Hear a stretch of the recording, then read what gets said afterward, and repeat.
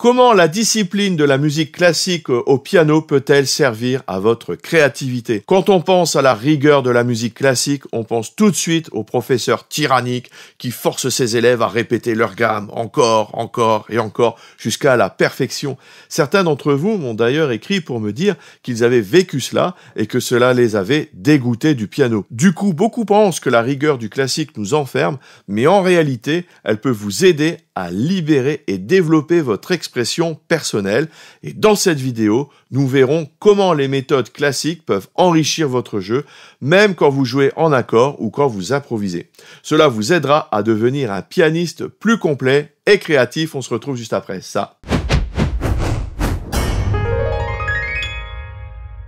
Bonjour, je suis Ludo, fondateur du site lesfoudupiano.fr et pour commencer, voyons les bases avec la posture. Peu importe le type de jeu au piano, il y a des bases incontournables et si vous êtes autodidacte, vous pouvez malheureusement passer à côté. Tout d'abord, la posture. Bien régler la hauteur du siège, le dos droit, les avant-bras détendus, pas crispés. Les poignets ne doivent pas être cassés, ni comme ça, ni comme ça. La tenue des doigts avec les 2, 3 et 4 en forme de petits marteaux, ce sont des choses que je répète très souvent, car je sais que ce sont des points de vigilance à vraiment surveiller, surtout si vous êtes autodidacte, ou pire si vous avez été mal conseillé. Passons maintenant à la technique. Une technique bien développée libère le pianiste. Si vous n'avez pas la technique nécessaire pour jouer les morceaux qui vous plaisent, eh bien cela ne fonctionnera jamais. Si vous improvisez et que vous ne parvenez pas à jouer ce que vous avez dans la tête, c'est que votre technique n'est pas assez au point. Vous n'êtes pas obligé de passer votre vie à jouer les fameuses gammes dont on parlait tout à l'heure, mais il faut bien travailler un minimum sa technique. Ce qui m'embête quand on travaille ces exercices, c'est que beaucoup ne vous serviront jamais. C'est pourquoi j'en ai développé que vous pourrez appliquer directement dans votre jeu, vous les trouverez ici. En musique classique, on développe également la dépendance des mains, les rythmes et la vélocité. Pour y arriver, on joue d'abord mains séparées avec les bons doigtés par petits passages, puis on assemble, toujours par petits passages, puis on augmente la vitesse petit à petit. Ceux et celles qui me suivent depuis un moment savent que je dis et que je répète souvent ces choses. Cela vient directement de ma formation classique. Il n'y a pas 50 solutions pour y arriver. Et comme vous n'êtes pas des robots, vous allez ensuite interpréter vos morceaux en y ajoutant des émotions, c'est-à-dire des nuances. Sur les partitions classiques, elles sont écrites. Vous êtes donc guidé. On pourrait croire que du coup c'est restrictif, mais en fait non, car vous avez quand même beaucoup de latitude. Vous pouvez y ajouter votre touche personnelle. C'est pourquoi dans les pièces classiques, vous pouvez écouter des œuvres interprétées par des pianistes différents. C'est d'ailleurs ce qui fera la différence de qualité entre un interprète et un autre. Mais quand vous avez des grilles d'accords, ce sera à vous de trouver les nuances à jouer. En ayant les bases classiques, vous serez donc avantagé. Si vous n'en avez pas, cela passera par l'écoute. Écoutez des œuvres de tous les styles et prêtez attention aux nuances et tentez de les reproduire, c'est très important. C'est ça la musique, vous n'êtes pas un robot. Voyons maintenant la discipline dans le jeu en accord et en improvisation. Déjà, quel que soit le style, vous devez jouer le plus régulièrement possible. Comme je le dis souvent, il vaut mieux 10 minutes par jour qu'1 heure le dimanche. Alors ça me rappelle une petite anecdote. Dans ma méthode Piano Harmonie, je propose du coaching et les élèves peuvent me poser autant de questions qu'ils veulent et m'envoyer des vidéos sur leur interprétation que j'analyse pour les aider. Eh bien, un élève m'a demandé si cela suffisait de jouer 20 minutes par jour comme je l'avais indiqué dans la méthode. En fait, je voulais parler de la fréquence de jeu. Si vous pouvez faire plus, eh bien sûr que vous pouvez le faire et que vous progresserez plus. Mais le plus important est de jouer souvent. Donc 10, 20 minutes tous les jours, ok, c'est mieux qu'1 heure le dimanche. Maintenant, 1 heure, 2 heures, 3 heures par jour, évidemment, là, vous allez exploser, quoi. Petite parenthèse, on me dit souvent que ce n'est pas possible pour les gens de jouer aussi souvent. Or, les statistiques disent qu'en moyenne, les Français passent 3h30 par jour devant les écrans pour se divertir. Tout est dit. Fermons la parenthèse. Jouer en accord donne des résultats rapides. C'est l'approche que j'utilise sur cette chaîne et sur mon site lesfoudupiano.fr.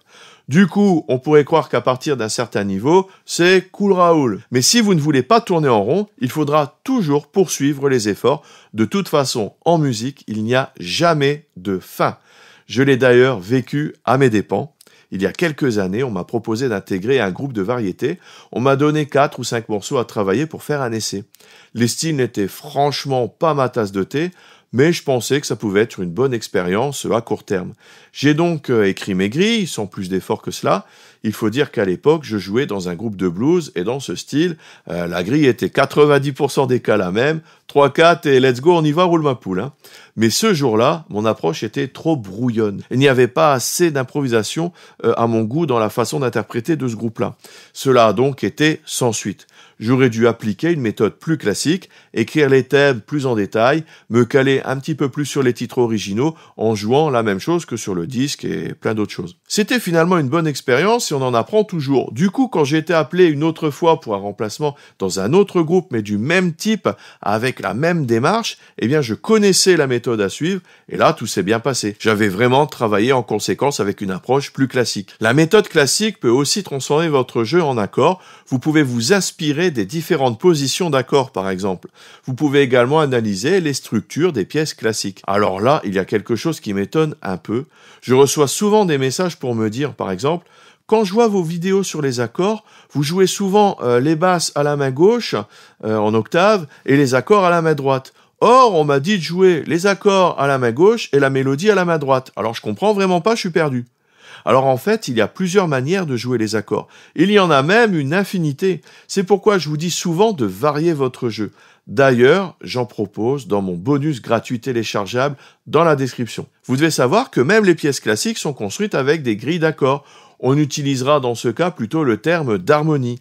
Vous pouvez analyser l'harmonie des pièces classiques en retrouvant les accords. Cela peut être d'ailleurs un excellent exercice et vous trouverez des grilles très originales à réutiliser si vous le souhaitez. Beaucoup de groupes de rock disent d'ailleurs utiliser des grilles de Bach ou de Beethoven comme inspiration. Si vous voulez qu'un jour je fasse l'analyse d'une œuvre classique, eh bien dites-le en commentaire, je saurai ainsi si cela vous intéresserait pour une prochaine vidéo. Vous voyez qu'en intégrant la rigueur de la formation classique, vous ne vous contentez pas de jouer des gammes et des notes de façon rigide, vous apprenez d'autres compétences comme la technique et la compréhension musicale. Souvent, dans les publicités ou sur d'autres chaînes, on oppose la musique classique et le jeu en accord et l'improvisation. Mais en fait, ce sont deux faces d'une même pièce. Ces styles et méthodes peuvent être complémentaires et non pas opposés. Il y a des éléments à prendre en compte dans n'importe quel style de musique. C'est en tout cas ce que je tente de faire sur cette chaîne et sur mon site. Allier le meilleur des deux mondes pour mieux progresser et surtout se faire plaisir en jouant. C'est ce qu'il y a de bien avec l'improvisation, c'est qu'on peut y mettre tout ce qu'on a appris dans d'autres styles, y compris la musique classique. Merci d'avoir suivi cette vidéo. Si vous voulez apprendre à jouer du piano grâce aux accords et improviser, il y a toujours mes cours gratuits, toute la théorie et surtout la pratique, comment enrichir votre jeu en jouant un même morceau de 10 façons différentes sur votre niveau. Pour recevoir les guides et les vidéos, vous cliquez sur le lien dans la description. N'oubliez pas le petit j'aime, l'abonnement, la petite cloche. Merci et à tout de suite dans les vidéos bonus. Salut!